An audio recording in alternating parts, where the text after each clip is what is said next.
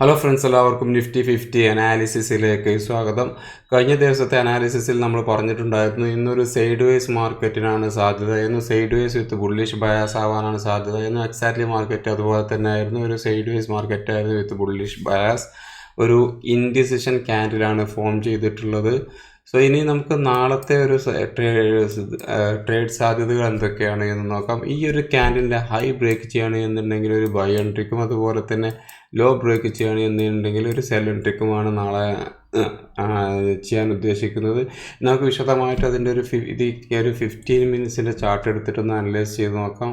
Reference ഇത് Nifty 50യുടെ 15 minutes ചാർട്ടാണ്. നമ്മൾ കഴിഞ്ഞ ദിവസത്തെ അനാലിസിസിൽ പറഞ്ഞിട്ടുണ്ടായിരുന്നു ഈ ഒരു ലെവലിൻ്റെ മുകളിൽ ാണ് ഓപ്പൺ ആവുന്നത് എന്നുണ്ടെങ്കിൽ നാളെ ഒരു ലോങ് എൻട്രിക്കാണ് നമ്മൾ നോക്കുക എന്നുള്ളതാണ് പറഞ്ഞിട്ടുണ്ടായിരുന്നത്. സെൽ എൻട്രിക്ക് ഈ ഒരു ലെവലിൻ്റെ താഴെ മാത്രമാണ് ഒരു സെല്ലിംഗ് ഓപ്പർച്യൂണിറ്റി നോക്കുക എന്നുള്ളത്.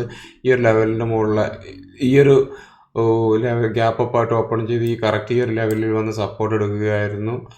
എന്നിട്ട് 25,900 അതുപോലെ തന്നെ 26,000 വരെ 26,000 അടുത്ത് വന്നിട്ടാണ് ഒരു റിജക്ഷൻ നമുക്ക് കാണാൻ കഴിഞ്ഞത്, ഒരു സെല്ലിങ് നമുക്ക് കാണാൻ കഴിഞ്ഞത്. സോ ഒരു മാർക്കറ്റ് ശരിക്കും ഒരു സൈഡ് വേസ് മാർക്കറ്റ് ആയിരുന്നു അത് ഉണ്ടായിരുന്നത്.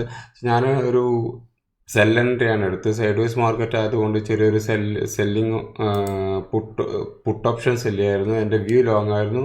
സോ കോൾ ഓപ്ഷൻ ബൈ ചെയ്യുന്നതിന് പകരം ഞാനൊരു പുട്ട് ഓപ്ഷൻ സെല്ല് ചെയ്യുകയായിരുന്നു ചെയ്തിട്ടുണ്ടായിരുന്നത്. അതിനകത്ത് വളരെ ചെറിയൊരു പ്രോഫിറ്റാണ് എടുക്കാൻ കഴിഞ്ഞിട്ടുള്ളത്. ഏകദേശം 2000 സംതിങ് ആണ് പ്രോഫിറ്റ് എടുത്തിട്ടുള്ളത്. ഞാൻ 25,800 പുട്ട് ഓപ്ഷൻ അതുപോലെ തന്നെ അതിനെ ആഡ് ചെയ്ത് ഒരു 25,000 പുട്ട് ഓപ്ഷൻ ബൈ ചെയ്യുകയുമായിരുന്നു. അതിന് ഏകദേശം ഒരു 2000 സംതിങ് ആണ് പ്രോഫിറ്റ് എടുത്തത്. ഇനി നമുക്ക് നാളത്തെ നാളത്തെ ട്രേഡിംഗ് ഓപ്പർച്യൂണിറ്റീസ് എന്തൊക്കെയാണ് എന്നുള്ളതൊന്ന് നോക്കാം. സോ നാളെ നമ്മൾ പ്ലാൻ ചെയ്യുന്നത് ഈ ഒരു ലെവലിൻ്റെ 25,960 ഈ ഒരു ലെവലിൻ്റെ മുകളിൽ സസ്റ്റെയിൻ ചെയ്യുകയാണെന്നുണ്ടെങ്കിൽ മാത്രമാണ് ഒരു ബൈയിങ് ഓപ്പർച്യൂണിറ്റി നോക്കുന്നത്. ഈ ഒരു ലെവലിലൊന്നും ഒരു ട്രേഡിംഗ് പ്ലാനില്ല. ഈ ഒരു ലെവലിൻ്റെ മുകളിൽ വരികയാണ് എന്നുണ്ടെങ്കിൽ മാത്രമാണ് ഒരു ബൈയിങ് ഓപ്പർച്യൂണിറ്റി നോക്കുന്നത്. ഈ ഒരു ട്രെൻഡ് ലൈനിൻ്റെ താഴെ സസ്റ്റെയിൻ ചെയ്യുകയാണെന്നുണ്ടെങ്കിൽ ഒരു സെൽ എൻട്രിക്കാണ് നോക്കുന്നത്. ഒരു കൺഫേം എൻട്രി എന്ന് പറയുന്നത് ഇന്നത്തെ ലോ ബ്രേക്ക് ചെയ്യുകയാണ് എന്നുണ്ടെങ്കിൽ നമുക്ക് ഏകദേശം ഈ ഒരു 25,800 എന്നുള്ള ലെവൽ വരെയും 25,800 എന്നുള്ള ലെവൽ വരെയും ഈ ഒരു ലെവൽ ബ്രേക്ക് ചെയ്യുകയാണ് എന്നുണ്ടെങ്കിൽ 25,700 എന്നുള്ള ലെവൽ വരെയും വരാനാണ് സാധ്യത. 25,700 ഇവിടെ ഒരു 25,700 ഗ്യാപ്പ് ഉണ്ട്. ആ ഗ്യാപ്പ് ഫില്ല് ചെയ്തിട്ടായിരിക്കും ചിലപ്പോൾ ഇനി അടുത്തൊരു ബുൾ റണ്ണിന് സാധ്യത.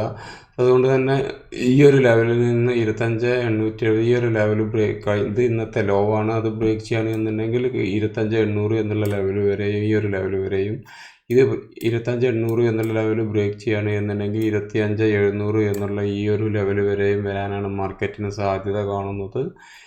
ഈ ഒരു ഗ്യാപ്പ് ഫില്ല് ചെയ്തിട്ടായിരിക്കും ഇനി അടുത്തൊരു ബുൾ റണ്ണിന് സാധ്യത. സോ ഇതാണ് നാളത്തെ ട്രേഡിംഗ് പ്ലാൻ എന്ന് പറയുന്നത്. നാളെ ഈ ഒരു ലോങ് ഓപ്പർച്യൂണിറ്റി നോക്കുന്നത് 25,960 ഈ ഒരു ലെവലിൻ്റെ മുകളിൽ 25,970 ഈ ഒരു ലെവലിൻ്റെ മുകളിൽ സസ്റ്റെയിൻ ചെയ്യുകയാണെന്നുണ്ടെങ്കിൽ മാത്രമാണ് ഒരു ലോങ് ഓപ്പർച്യൂണിറ്റി, ഒരു ബൈയിങ് ഓപ്പർച്യൂണിറ്റി നോക്കുന്നത്. അല്ല എന്നുണ്ടെങ്കിൽ ഒരു സെല്ലിങ് ഓപ്പർച്യൂണിറ്റി ആണ് നോക്കുന്നത്. സോ ഇപ്പോൾ 2-3 ദിവസമായിട്ടൊരു സൈഡ് വേസ് മാർക്കറ്റ് ആയിരുന്നു. സോ നാളെ ഒരു മൊമെൻറ്റത്തിന് സാധ്യത കാണുന്നുണ്ട്. സോ ഇതാണ് നാളത്തെ ട്രേഡിംഗ് പ്ലാൻ എന്ന് പറയുന്നത്. നിങ്ങൾക്ക് ഇഷ്ടപ്പെട്ടിട്ടുണ്ടെന്നുണ്ടെങ്കിൽ ഒന്ന് കമൻറ്റ് ചെയ്യുക. Okay, thank you.